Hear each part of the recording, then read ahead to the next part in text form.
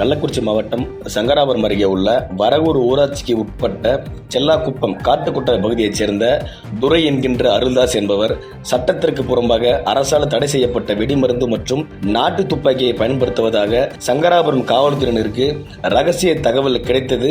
இந்த தகவலின் பெயரில் சங்கராபுரம் காவல் ஆய்வாளர் விநாயகமுருகன் தலைமையிலான போலீசார் துரை என்கின்ற அருள்தாஸ் வீட்டை சுற்றி சோதனை செய்த போது தடை செய்யப்பட்ட நாட்டு துப்பாக்கி மற்றும் அதற்கு பயன்படுத்தக்கூடிய வெடிமருந்து பதுக்கி வைத்திருந்தது தெரிய வந்தது.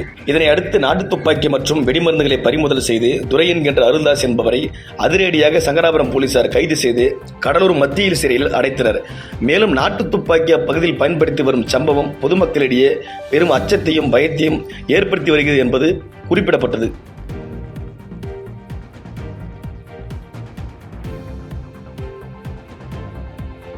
செய்திகளை உடனுக்குடன் தெரிந்து கொள்ள கீழ்கண்ட கேபிள் மற்றும் டிடிஎச் நெட்வொர்க்குகளில் எம்நாடு செய்தி தொலைக்காட்சியை காணுங்கள்.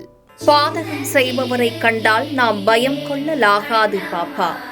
மோதி மிதித்துவிடு பாப்பா, அவர் முகத்தில் உமிழ்ந்துவிடு பாப்பா.